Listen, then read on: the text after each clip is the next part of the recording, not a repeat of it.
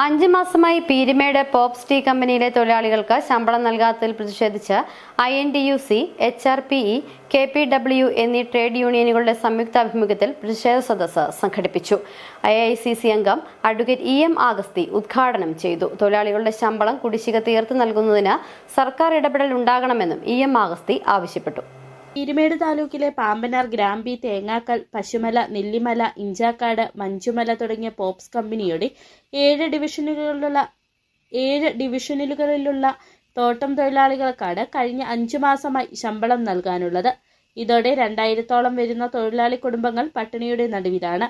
April 15-ന് ശമ്പളം നൽകാമെന്ന് പറഞ്ഞിരുന്ന മാനേജ്മെന്റ് ഈ വാക്കും പാലിച്ചില്ല. വിഷുവും ഈസ്റ്ററും ഇത്തവണ തൊഴിലാളികൾക്ക് പട്ടിണിയുടേതായിരുന്നു.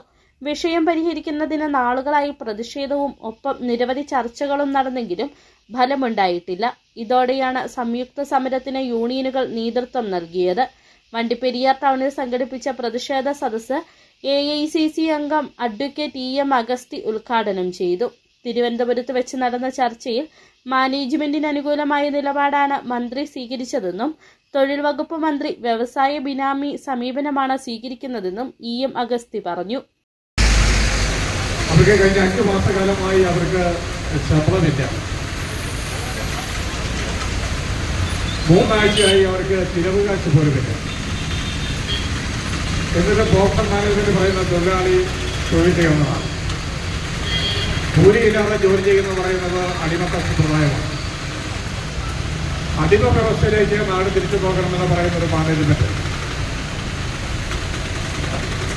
ആ മാനേജ്മെന്റിന്റെ നടപടി തിരുത്തണം എന്നാണ് നമ്മൾ പറയുന്നത്. തൊഴിലാളിക്ക് കൂലിയും കൊടുക്കണം, തൊഴിലും കൊടുക്കണം. അത് മാനേജ്മെന്റ് ഉത്തരവാദിത്തമാണ്.